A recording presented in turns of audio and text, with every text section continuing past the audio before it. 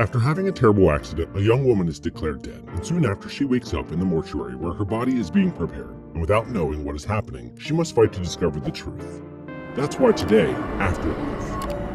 Remember that attack. The story starts by introducing Eliot and what seems to be his daily routine, talking to corpses and promising to make them look like someone alive, and then he takes a picture of them. But this is actually the story of Anna, whom we meet seconds later in a slightly awkward situation with her boyfriend Paul, since while they are having sex, she doesn't seem to enjoy it, and this leads to conflict between them. Then Paul approaches while Anna is taking a shower and tries to fix everything, and she tells him that she is happy, although again her expression says the opposite, and he says goodbye through the glass, saying that he loves her. Then Anna arrives at the school where she works and enters one of the classrooms just as two big kids are bullying her little student Jack. So she defends him, then he thanks her, and points to one of the chicks of the class telling her that it's dead. But Anne picks it up, sees that it's alive, and tells him that the little animal is just scared. Later, Anna is leaving the school and the lights in the hallway start to fail. They go out one by one as she walks. So scared she tries to get out of there, but the door is locked. Out of nowhere, Jack appears and turns on the lights, then asks her teacher if she was scared of what was happening, and then opens the door without any problem. There, Anna says goodbye to her student because she has to go to the funeral of her old piano teacher, and when she gets into the car, she realizes that her bottle of pills is empty, so she goes to the pharmacy. On the way out, she happens to find a hairdresser's shop and goes in to get a new look. Arriving at the funeral, we see the widow surprised that Eliot used her husband's favorite flowers without knowing it, to which he replies that he only saw them appropriate for the occasion. At that moment, Anna approaches her professor's body and thinks she has seen the corpse move its mouth as if it were breathing, and when she looks again, she realizes it must have been her imagination.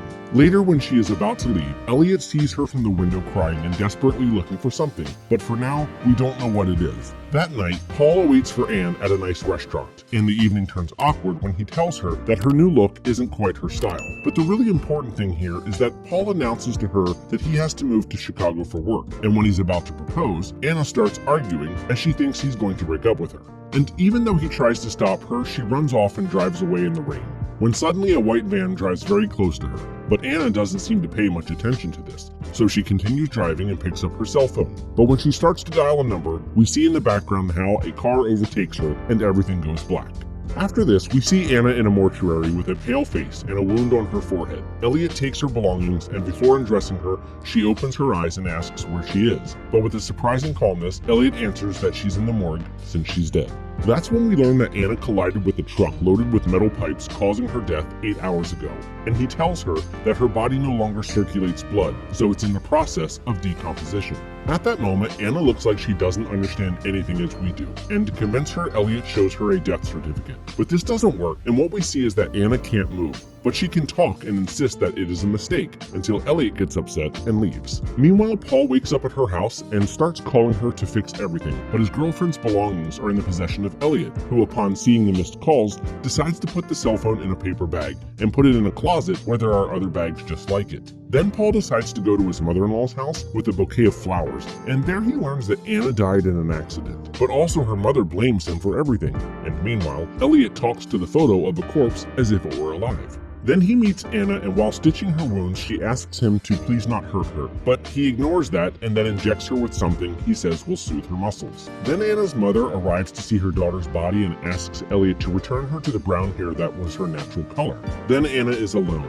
but she regains some strength, and the first thing she does is to try to feel her pulse without success. So she also tries to hit her body but feels no pain, and tries to call with an old phone, but it doesn't work. At that moment, Paul arrives at the mortuary, and although he looks sad and desperate, Eliot doesn't let him see the corpse because he has no legal ties to her. Anna realizes this while standing behind the door and starts screaming, but she can't get her boyfriend to listen to her either. Then Paul goes in desperation to the police station looking for his friend Tom, but he's not there, and while he's waiting for him, he manages to see where Anna's car is and decides to get into it. But at that moment, he begins to have visions of her until Tom's hand makes him react. Then Anna goes through the room where he is and takes a pair of scissors, so hiding them in her back, she waits for Eliot and tries to attack him to escape. But she doesn't succeed because the doors are closed, and although she threatens to kill him, she is unable to do it, and that is when he confesses to her that he has a gift that allows him to talk to the dead. Later, Anna wakes up, and in front of her, she sees the old woman who looks directly at her and with a tenebrous voice says, "You're not ready." That's actually a vision that makes her panic and destroy the whole room, but Eliot doesn't realize it at the time, as he's at the old woman's funeral having a warm funeral conversation with Jack. The next day, Paul begins to hear whispers of Anna in his house and also imagines seeing her, but it's all a dream. At the same time, Eliot returns with Anne and upon entering hangs a dress and his own jacket on a rack. He shows her the dress, telling her that it's the one for her funeral, and while he's busy, she takes the opportunity to subtly take out the keys he had in his pocket. Then Eliot leaves in his white van and goes to the gas station while Anna tries to open the door with the keys she stole from him. And although she has some difficulty, she manages to get out of the room. But when Eliot goes to pay at the gas station, he realizes he forgot his keys and rushes back. There we see Anna walk through the house to the front door, and when she opens it, she sees that Eliot has returned. So she runs out, she finds a phone and calls Paul for help, but the call is heard with interference, and that's when Eliot grabs her. He then shows her a mirror, and she, seeing his corpse-like appearance, manages to convince herself that she is dead. But two important things also happen that she didn't notice. The first is that Jack is standing in front of the house watching her through the window, and Eliot notices this by chance. And the second is that Anna sighs in front of the mirror, causing her breath to fog it up, something that a dead person probably can't do. Or yes, we don't know. But in that instant, Eliot quickly wipes it with a handkerchief without her noticing. So, convinced of her death, Anna stops resisting Eliot's preparation of her body and doesn't give any importance to what he injects her with. Another day goes by and we see Paul at school picking up his girlfriend's things. When he's about to leave, Jack greets him and tells him that he saw his teacher the night before wearing a red dress at the mortuary. There, Paul becomes exalted and asks him to stop the jokes, but the boy insists, telling him that maybe he doesn't love her enough, making Paul angry and ends up hitting the boy in front of everyone. Meanwhile, a policeman arrives at the mortuary to see his brother's body, which is next to Anna's, and asks to be alone with him. But he seems to be a psychopath because he actually approaches Anna's naked body with intentions of touching her. And just before doing so, he's surprised by Eliot. After this, Eliot finds Jack talking to a corpse in the morgue and asks him if he is able to see Anna the night before. The boy nods, and Eliot tells him that they both share the same gift that Jesus Christ had, and promises to teach him everything. Meanwhile, Paul remembers that the last morning together, Anna had a red dress, just as Jack had told him. So he begins to suspect that his girlfriend is alive. So he rushes to the mortuary and tells his theory to Eliot, demanding to see her. But Eliot refuses, and Paul breaks in. But then Eliot threatens him with calling the police and gets him to leave. But he doesn't give up easily because he goes to his friend's Tom. He tells him that they only took Anna's pulse before declaring her dead and that they could have drugged her. Tom doesn't believe him, but it seems that another policeman does and starts talking about a substance called hydronium bromide that can cause paralysis in a matter of seconds. That's when Paul also tells them that he thinks she called him on the phone, but of course, they don't take him seriously. Then Tom convinces his friend that what he's saying doesn't make much sense. Later, Eliot continues to prepare Anna for her funeral, and they have a deep conversation where she confesses that she has never been happy, and says that as a child, her mother taught her that loving equaled suffering. So she vowed never to do so until she met Paul, and now regrets not telling him that she was in love. This is why Eliot opens the door and invites her to leave if she really wants to live, and Anna walks out to her house where she finds her mother, Paul, and some old women around her, who make a prayer similar to an exorcism while some roots catch her and she spits insects out of her mouth. Then Anna comes back to reality and finds herself standing at the door of the room, not daring to leave. That's when Eliot tells her that he thought she was different since everyone claims to be afraid of death, but they are really afraid of life. And then Anna agrees to be happy with the fact that she died. Then Eliot prepares the hole for her burial, and Jack surprises him by asking to teach him as he promised before.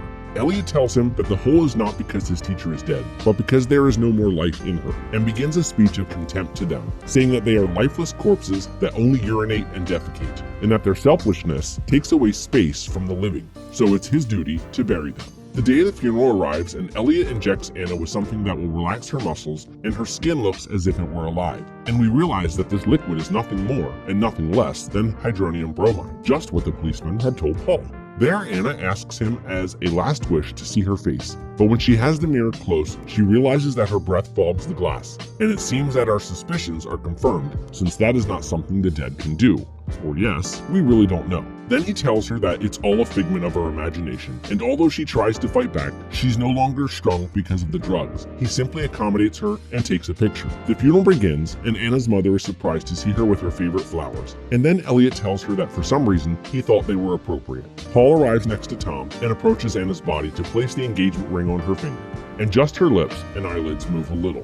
So Eliot nervously decides to close the coffin. When leaving the funeral, Paul apologizes to Jack, and the boy reminds him that he didn't say he saw her alive, but only that he saw her. Meanwhile, Eliot again speaks to a photo, but this time it's of Anna's corpse, and places it next to a collection of hundreds of identical photos on the wall. Then when she is being buried, Anna wakes up inside the coffin and begins to scream for help. While in the reception, Paul begins to claim to Eliot to have buried her alive, to which he replies that maybe he's right and that he can check it in the cemetery. This causes Paul's fury, but Eliot stops him by telling him that there is little time left. In the middle of this, we see Jack bury the chick, which we had seen dead from the beginning, although it was actually alive. By this time, Anna is running out of oxygen, while Paul is driving at full speed in the middle of many vehicles and in the rain.